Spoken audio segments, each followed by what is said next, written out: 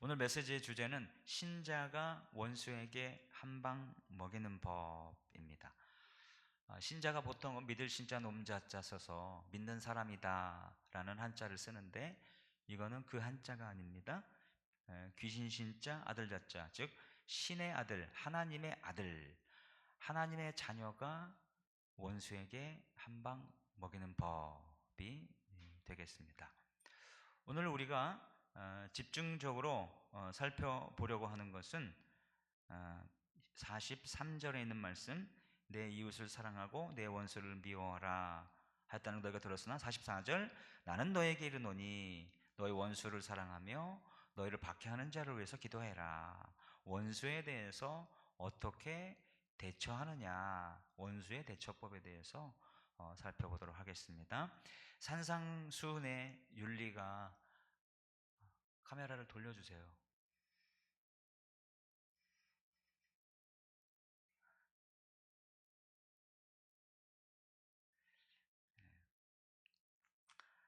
그 산상수훈의 윤리가 어느 것 하나 쉽지 않은 것이 사실이죠. 우리가 쭉 살펴봤잖아요. 오른뺨을 때리면 맨뺨도 돌려대라. 너 속옷을 갖겠다고 소송하는 자에게 고도까지 줘버려라.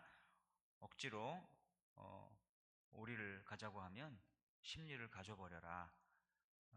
그리고 꿔달라는 사람에게 내년에 면제년이 되는 그런 년이 될지라도 줘라.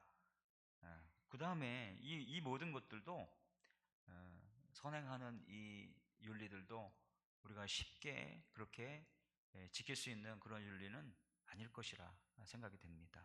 그런데 난이도로 보면 오늘 이 원수 사랑에 대한 주님의 가르침은 아마도 최상급 난이도가 아닐까, 이렇게 생각이 됩니다. 보통 우리가 원수라고 하면 이 원수 관계는 하루아침에 생기는 관계가 아니죠. 상당히 오랜 기간 동안 원한 관계가 켜켜이 쌓여서 생겼을 가능성이 많습니다. 그렇기 때문에 하루아침에 원수 관계가 청산된다는 것은 매우 어려운 것이 사실이죠.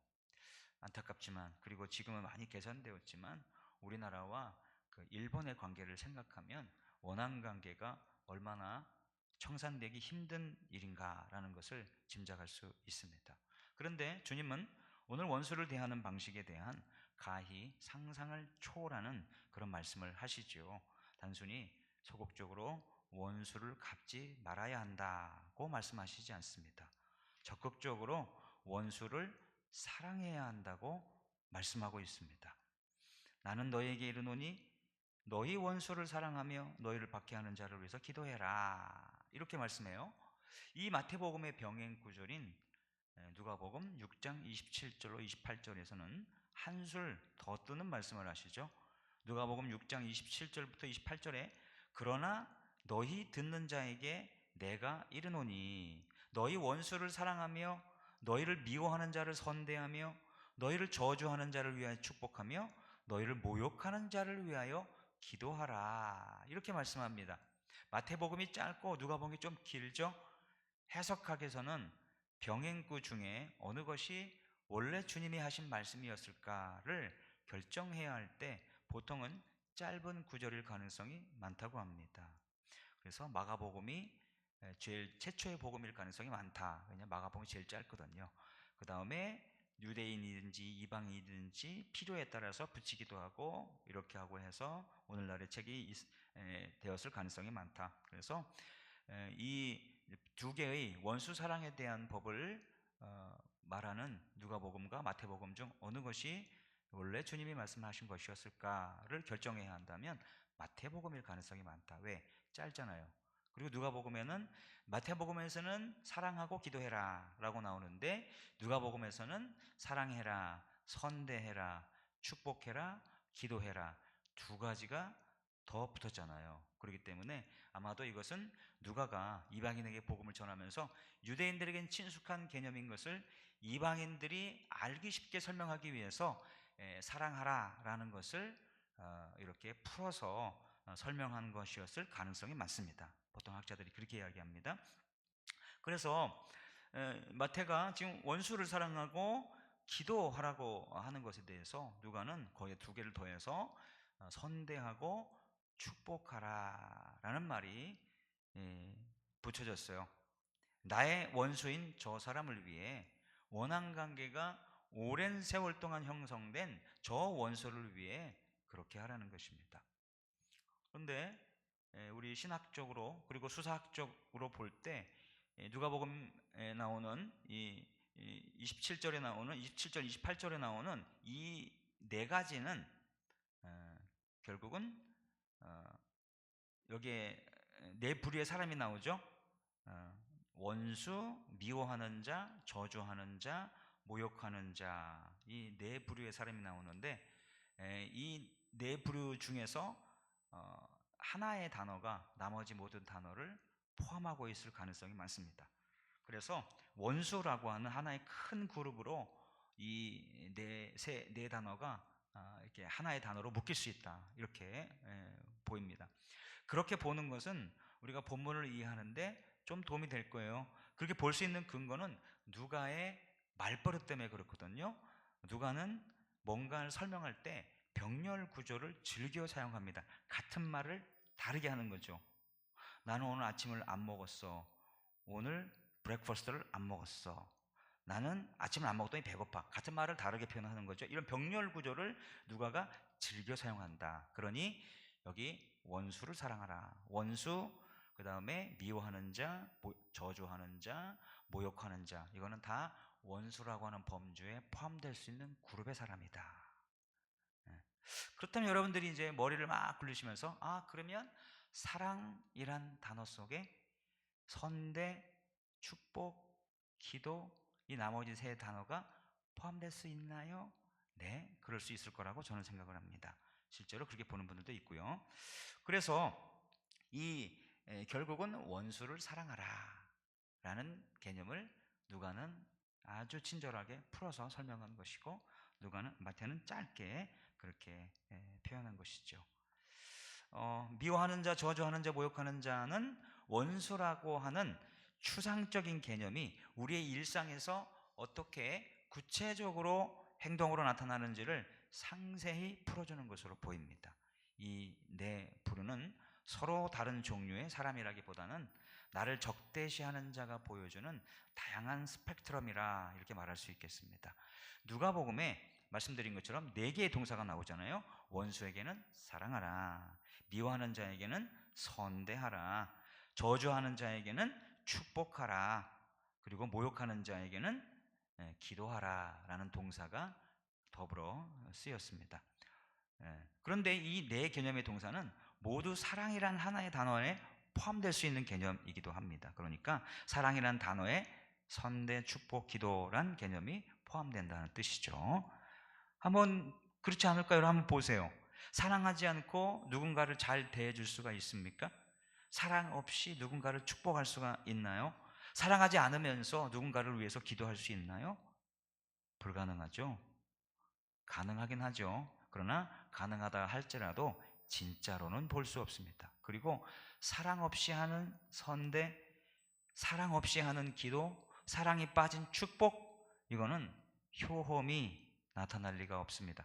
사랑으로 해도 될까 말까인데 사랑 없이 이렇게 선대하고 축복하고 기도한다? 그러면 그 결과가 일어날까요? 안 일어날 가능성이 많습니다.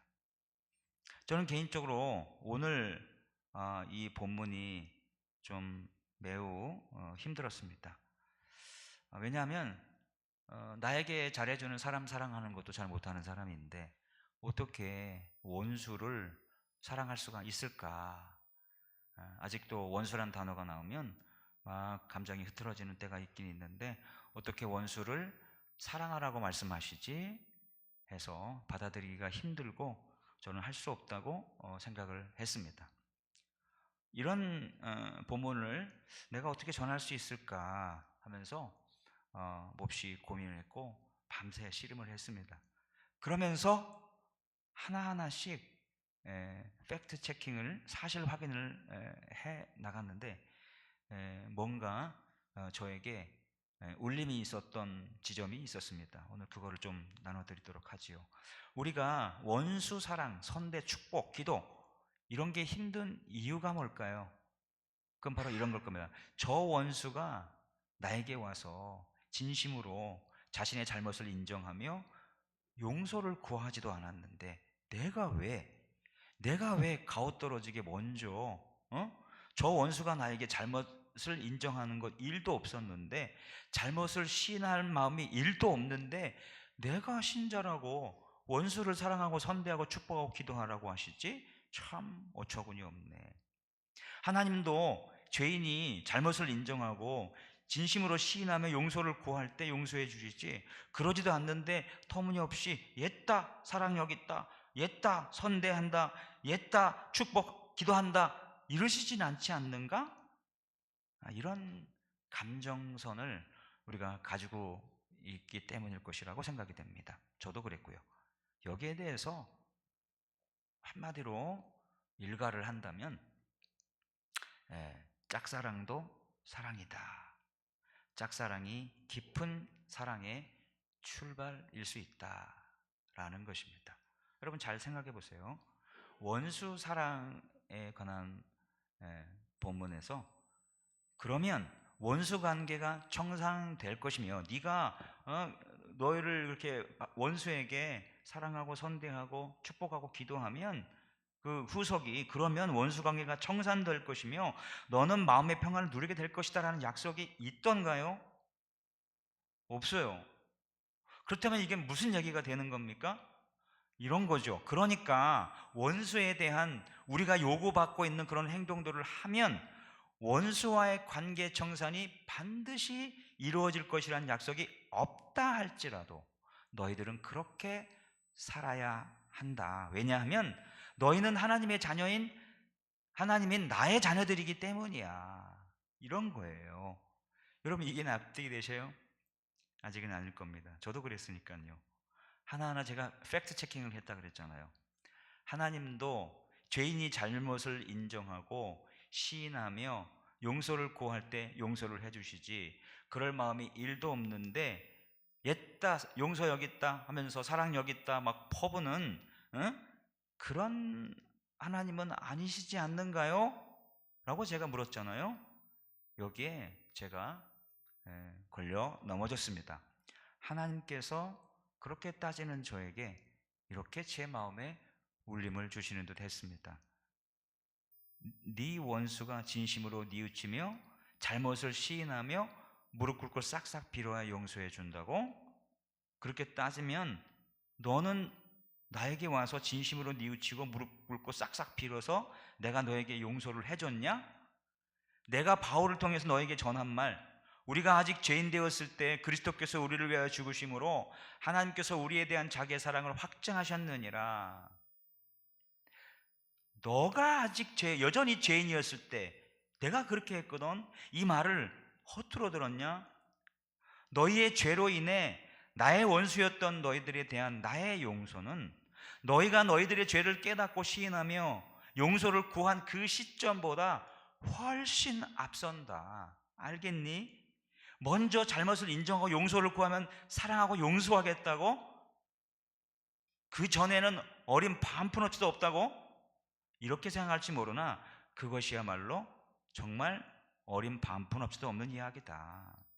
이렇게 주님이 저에게 한 방을 먹이시고 지그시 바라보시며 이렇게 말씀하시는 듯 했습니다. 너희도 나의 자녀이므로 나처럼 그렇게 할 수 있다. 너희들의 원수가 너희가 원하는 그것을 하기 훨씬 전에 사랑하고 선대하고 축복하고 기도하는 것 할 수 있다. 이게 믿지는 것처럼 보이고 일방통행처럼 보여도 그렇게 할 수 있다. 그렇게 일방통행으로 보이는 그 길을 가는 것이다. 너희는 너희의 원수들에게 이렇게 한 방을 먹이거라. 이렇게 통쾌하게 복수하거라. 이런 말씀으로 깨달아졌습니다. 어떤 의미에서 우리를 향한 하나님의 사랑은 우주적 짝사랑이다. 이렇게 말할 수 있겠습니다. 보통 사람들은 서로 주고받는 그런 거래적 사랑을 성숙한 사랑이라고 생각하지만 사실 아무런 대가 없이 주는 신적 짝사랑이야말로 사랑의 가장 순수한 본질인 하나님의 사랑, 아가페 사랑에 가깝다라고 말할 수 있습니다. 매우 역설적이지요. 그렇습니다. 매우 역설적입니다. 내 사랑이 거절당하고 무시당할 때 느끼는 그 아픔 속에서 우리는 나를 짝사랑하셨던 하나님의 눈물을 어느 정도 이해할 수 있을 것입니다. 내가 용서를 구할 마음의 준비조차 되어 있지 않았던 상황에서, 그래서 하나님이 우리를 아직 죄인되었을 때 회개할 마음이 1도 없었던 우리들을 위하여 예수를 보내셔서 죄값을 치르게 하신 것은 지독한 우주적 짝사랑이고 그것이야말로 깊은 사랑의 출발이 되는 것입니다. 누가복음이든 마태복음이든 한 가지 이상한 거를 제가 발견했어요. 원수를 사랑하라. 아까 말씀드린 것처럼 그렇게 하면 너희가 용서해라. 선대하고 사랑하고 선대하고 축복하고 기도하고 용서하라라고, 용서하는 이 모든 것을 다 용서라고 하는 말로 하나로 할 수 있을 것 같은데, 사랑하라, 선대하라, 축복하라, 기도하라는 말은 들어갔는데 정작 핵심적인 용어 용서하라는 말은 빠졌어요. 왜 그럴까? 왜 용서가 빠졌을까? 그것은 아마 이런 것 같습니다. 주님은 원수를 사법적으로 처리하길 원하시지 않고 신자, 하나님의 자녀의 존재론적 수준으로 해결하기를 바라시는 것일 것이다, 이렇게 판단됩니다. 사실 생각해 보세요. 용서는 관계의 회복입니다. 상대의 뉘우침이 있어야 완성되는 쌍방향의 사건이죠. 그런데 주께서 우리에게 권유하신 원수에 대한 사랑, 선대, 축복, 기도, 이것은 상대의 태도와 상관없이 내가 결정하는 단방향, 한 방향의 행동인 거예요. 그렇죠? 그 사람이 동의하던 안 하건, 내가 하는 걸 알아차리든 못 차리든, 좋아하든 싫어하든, 나는 나 몰래 신자, 하나님의 자녀로서 나의 원수인 저 사람을 향해 사랑하고 선대하고 축복하고 기도할 수 있는 거죠. 용서는 어려우니까. 마음으로부터 쌍방간에 이렇게 마음이 통해야 되는 것이니까. 그러나 그 용서 없이도 이 네 가지 행동은 할 수가 있다. 단방향 행동을 할 수 있다. 그래서 원수가 여전히 악할지라도 내가 그 악에 전염되지 않고 하나님의 자녀다운 품격을 유지하는 방법으로 사랑과 기도 그리고 선대와 축복을 명령하신 것으로 보입니다. 자, 놀라운 주님의 그 원수를 대하시는 방법이라고 생각이 되는데요. 그러니까 이 원한관계 해결을 위한 주님의 처방은 네가 원수를 삼는 그 원수를 위해서가 아닌 거예요. 내가 원수의 노예, 그 원수로 인해서 증오하는 노예, 증오의 노예가 되지 않기 위한 선제 공격이다, 이렇게 보여집니다. 주님의 처방을 우리가 이렇게 단방향으로 일방통행으로 따름으로 하나님의 자녀의 악의 순환의 고리를 우리는 끊을 수 있는 겁니다. 우리는 악의 순환 고리를 끊는 거예요. 악인들의 진흙탕 싸움에서 발을 뺄 수 있는 것입니다. 그리고 그런 식으로 하나님의 자녀, 신자, 하나님의 자녀 다운 아우라와 가오를 뿜어낼 수가 있는 것입니다. 바로 이것이 주님이 말씀하시는 신자가, 하나님의 아들이, 자녀가 원수에게 한 방 먹이는 복수법으로 우리에게 주시는 것이라, 이렇게 생각이 됩니다. 네가 사과 안 해도 나는 너를 축복할 만큼 넉넉한 하나님의 자녀다 라고 하는 이 배짱, 이것이 바로 하나님의 자녀의 가오를 가진 우리들이 원수들에 대해서 날리는 통쾌한 한 방이 되어야 하는 것입니다. 대주제이신 하나님의 자녀로서 우리가 할 수 있는 원수를 향한 가장 고결한 복수는 원수가 받아들이든 안 받아들이든 눈치채든 눈치지 못채든 상관없이 사랑의 선대, 사랑, 선대, 축복, 기도. 저는 이것을 이 사랑, 선대를 그냥 사랑의 선대, 사랑이 담겨 있는 잘 대해줌, 이렇게 묶어서 말하기를 좋아하는데, 이렇게 사랑의 선대를 하는 것, 그게 축복이고 기도하는 거죠. 이것이 주님이 신자가 누리기를 기대하시는 가장 품격 있는 승리이다, 이렇게 생각이 됩니다. 원수는 나의 분노나 좌절을 기대할 것입니다. 그러기 위해서 우리를 자극했을 터이니까요. 네가 나를 건드렸어? 그래, 나도 이렇게 할게. 너 화 좀 내봐. 열불나 죽겠지? 응? 손해보고 꽁돈 나가고 억울해 죽겠지? 이러면서 우리를 자극하는 거거든요. 원수는 우리의 분노나 좌절을 기대할 것입니다. 그러기 위해서 자극했을 것입니다. 하지만 우리가 단방향이지만 사랑의 선대와 기도와 축복으로 대응하면 원수의 공격 메커니즘은 고장이 나버립니다. 이렇게 함으로 신자는 하늘 아버지 하나님께 원수 보복의 운전대를 넘겨드리는 것이죠. 최종 심판자이신 하나님께서 개입하실 자리를 이렇게 만들어 드리는 것입니다. 말을 맺어보겠습니다. 누가복음은 원수를 4종류로 길게 나열했죠. 그들은 다 하나같이 나를 미워하고 우리를 미워하고 입으로 저주하고 대놓고 모욕하고 우리를 괴롭히는 사람들입니다. 하지만 성도 여러분, 이들 하나하나 상대하여 여러분 기운 뺏길 필요 없습니다. 이들은 모두 하늘 하나님의 자녀라는 나의 가오, 나의 정체성을 시험하는 원수라고 하는 한 패거리일 뿐입니다.